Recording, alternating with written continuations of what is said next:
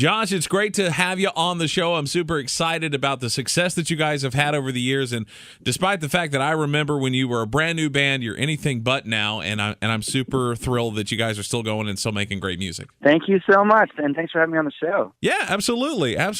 Well, of course, the main reason why we're having you on the show is because of the song Shadows, which I felt when I first heard it. I came across through our music delivery service, and I was like, you know what? I can't put my finger on this, but there's an intensity about this song that I really like, and despite the fact that I couldn't remember exactly the last time that a song from your band had been on the rock charts with some bands that are considerably heavier, I'm like, I'm curious to see where this goes, and I think it can do something. And then, lo and behold, it went to number one, and I couldn't have felt more right about anything. Oh, that's awesome. Well, thank you. Yeah, absolutely. Yeah, it's been a while since we had a song on the rock chart, but, we started off as a rock band, and on this last record, there was some of going back to our roots, and we really kind of freed ourselves up to just kind of do whatever we wanted in the studio. And so we were playing around, and Shadows just kind of came together. It was really cool how it kind of came together. We wanted to write an anthem that was for anyone who felt like they were overwhelmed by life or by their past or feeling imprisoned or like you're just tied down and we are freed from all that. And so Shadows is about overcoming, rising up. We're not defined by our past or by our mistakes or anything else. We're defined by the fact that we are God's children. And there's so much freedom in that. And so there's a psalm where it says, Psalm 107 says that, and he pulled them up out of the shadows and broke their chains. That's kind of the vibe we're going for on Shadow. Fantastic. I love it. Now, one of the things that I thought about asking you was I was looking, of course, at the chart. And I'm like, man, it went to number one and took the place of Demon Hunter at number one. And at first I was going to say, how does it feel to be not only on the same chart, but right next to the band Demon Hunter? But then I thought, you know what?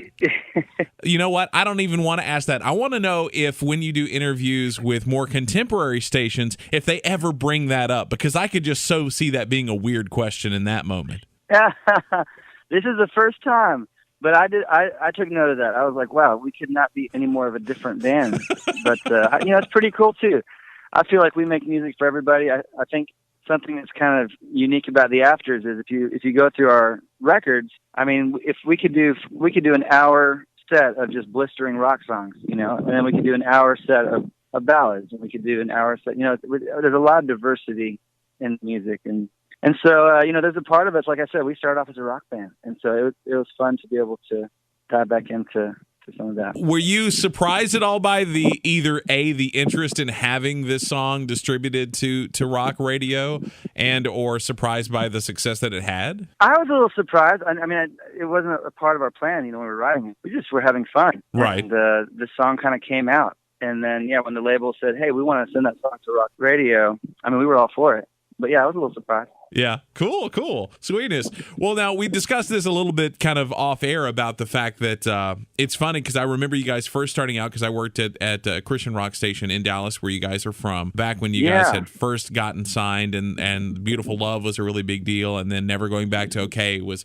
such a great follow-up and all that. Looking back to that early time for you guys, how do you feel like things have changed for you as a band or even you personally since then? Oh, we've grown up a lot since then. I mean, we were fresh out of high school when we started the band. We were just friends who were working at a Starbucks together. Nice. And we wanted to make music, and that's kind of how the band got its start. And so we've grown up together since then, and become really good friends. And now we have kids and families, and so in some ways it's been cool to take this journey together. Our guitar player Matt and I, we started the band together back when I was 17 years old, just out of high school. And we've been playing music together ever since. And so it's been cool to go on a journey this long with somebody and still feel like we have our best music ahead of us. Well, that's a good feeling to have. Still have that same excitement, and we're writing right now, and I feel like some of the things that we're writing now. I guess you always like your new stuff, but it feels like some of our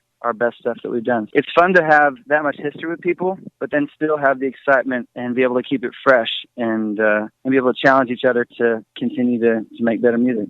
Yes, absolutely, absolutely. Because it is funny because this is one of those other things I'm just kind of reference back to stuff that we talked about before we actually started recording. But it's funny to me because I get to do this show, which is a rock show, and we play everything from metal stuff to EDM stuff, and there's some hip hop in there too. But predominantly it's a rock show, and then Shadows comes on, does really well. But at the same time, I also work as a producer at a contemporary station, so I get to hear songs like "Light Up the Sky" and "Live On Forever." And I'm just like, man, it's like I love getting to hear both sides of you guys and have both sides of them be good, because there are some bands that I think are pretty good at one thing, and then when they go to a different thing, I'm like, yeah, you guys need to stick with the one thing. I mean, it's really what does it for you. But you guys managed to pull it off, which I think is really fantastic. Well, thank you. I appreciate it. Yeah, absolutely.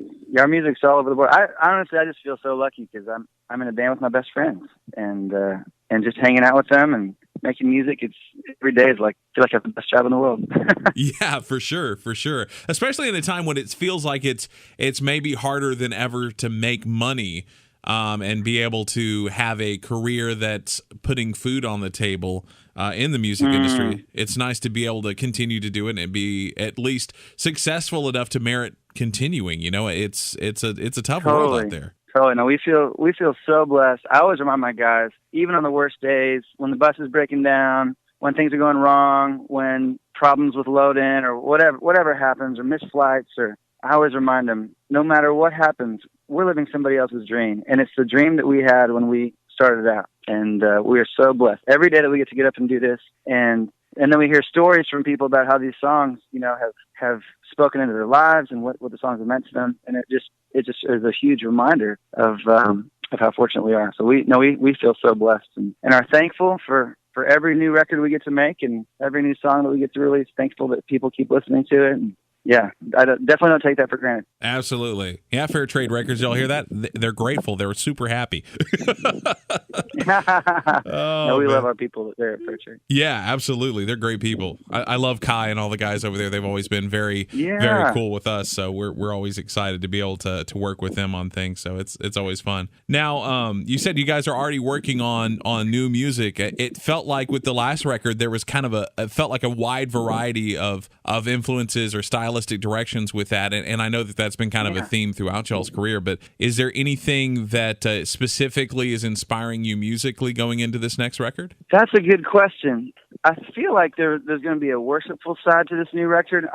I'm real involved in my home church, and so is Matt. And I mean, that's something that we've done from early on. We toured so much in the first couple of years that we started touring. And I remember coming home one time and going to church with my wife and realizing that I didn't know any of the people at the church. And oh, wow. The people there probably thought she was a single mom who kept showing up with more kids. And so we got to a point where we were just kind of burnt out, and we've been gone so much and in a way not worshiping with our families on Sundays, church.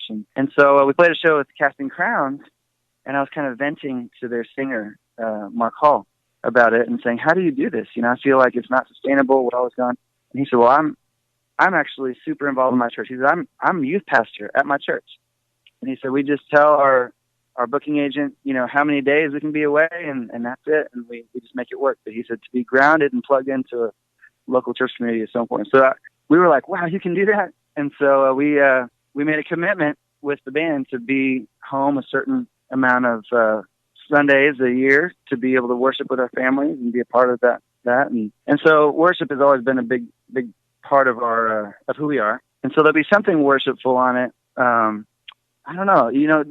Songs are kind of like a diary, if you will. Yeah. And I don't keep a diary or a journal, but kind of the season leading up to it definitely influences what the songs are about. And like there's a song called Forever and Always that we just finished, and I'm very, very excited about it. It's a little more of a ballad, but I have a friend who just lost he and his wife, they lost their baby. Oh, wow. To a late miscarriage. And, in those situations, you never know the right things to say. Like you want to be there in the right way, and you want to encourage them in the right way. And sometimes there just are no words. Right. But I was just feeling for them and praying for them. And this song kind of just came out, and it's all the things in a moment like that.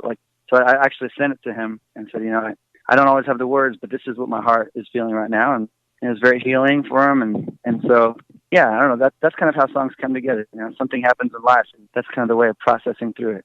Yeah, for sure. And it's amazing how moments like that get turned into songs, it always feels like those are ones that pay off a lot, because you always hear stories of people who are going through something similar and they don't know what to say either. And I know that. So my hope is that people would be able to, like, when they're in situations, they could say, okay, this is what's in my heart. This is what I want to say. I hope it encourages you. Yeah. That God, you know, what we want to say is God's with you through all of this. And how do we say it in a trite way, a way that's not trite? And so I feel like that's what the song turned out. Yeah, and for no other reason than just to let people know they're not alone. I mean, that's Absolutely. such a huge thing. That God is with them through all of it. They're not alone. They're loved. Awesome. In those times, I mean, that's when we start to feel isolated. That's when we start to wonder, God, where are you? How can these things happen to me? You know, I love you.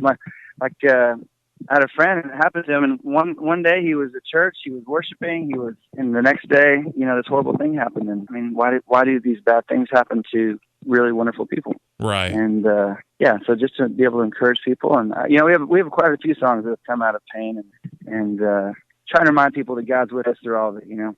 Yeah. Now, is there anything that that you guys have coming up? I know that you have some tour dates on the way, at least a few. Is there anything special that you want to tell people about, aside from the new record that's coming up in the future for the Afters? Well, we have a tour coming up in the fall. Okay. We're taking out Jason Gray. Okay. And it's going to run through September and October. Okay. And then we do a Europe tour. We're going over to Europe and spend some time over there playing shows in Holland and Norway and Romania. And nice. So come join us in Europe.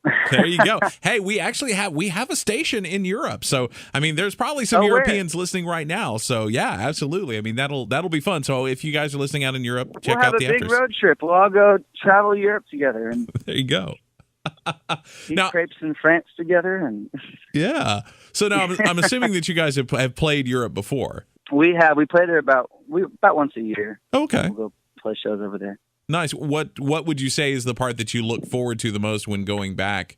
I love going to Europe because the church is in such a different place there. Right. And it's a very dark place for the church. There's not a lot of big churches or anything like that, and a lot of atheism. And I don't know, I feel like being able to be a part of encouraging the believers there, the youth there, it's something I've dreamed about doing since I was a kid. I have relatives in Holland, and so since I was a kid, I prayed that God would open up doors to be able to do ministry in Europe, because you know, it's a mission field over there. They're really, the amount of people who believe in God in Europe is dismal. And so we've been able to have a voice over there, and have done well with shows there. And so, yeah, just be able to encourage the church there and the believers there, and spark a little fire, you know? Sounds great. Now, it is kind of interesting. I mean, that's kind of a consistent theme that I think is interesting to talk to people who are about to go tour outside of the States. It's the reading in between the lines to some degree feels like, you know, it's just a different set of audiences, and nothing against U.S. audiences at all, but it's an entirely different thing to play in a place where Christianity doesn't feel almost like a default in some ways. Like, you know, especially growing up in Texas. I mean, you know how that is. It's like everybody's a Christian. Whether or not they go to church doesn't matter, but you know, it's like, but they're going to claim Jesus, and you know, which is good in a way, I guess, but at the same time, it feels like it's very easy to be a Christian in areas like that, and you know, I lived in, take it for granted, or yeah, we just become so accustomed to it that we can lose touch as to how important it is and what's at stake. Yeah, so absolutely. I mean, that's why, like, our church, my church in Arizona was very missional, and you know, we try to encourage everybody to go on a mission trip at some point, because when you see how it is in other parts of the world, when you see even how other people live in poverty, or being a Christian in a place where it's not very common, and you know, facing those challenges, it's just a reminder of what's at stake and how important it is that we build God's kingdom together. And I think you come back from those trips and you're always fired up, you know, and you realize, okay, God gave me this one life. And it's so easy to get distracted because the world's telling me life is about success and money and power and all these things that Jesus tells us don't really matter. Right. And so there's this conflict there. But Jesus tells us, don't worry about it. I've got you covered. I'm going to take care of you, but work to build my kingdom. You know, Jesus wants us to to love each other, love the poor, help those in need, and to work on building His kingdom. And so, when we take those trips, it's always a reminder that that's what's important. Absolutely. Cool deal. Well, Josh, is there anything else that you want to throw out there that you think people might want to know about or that we haven't touched on thus far? If you want to keep in touch with what we're doing with the new record and everything, you can follow us on Facebook or Instagram, Twitter, all those places. And I mean, we're just grateful to everyone who's listening to our music, and thank you guys too for playing our music. Yes, absolutely, man. Absolutely. It's great to get a chance to talk to you and meet you. And I hope that we all get a chance to catch you guys live sometime soon. And if you throw in another song like Shadows on the new record, I won't complain. I promise. All right. Appreciate that. Yeah, absolutely, man. Cool.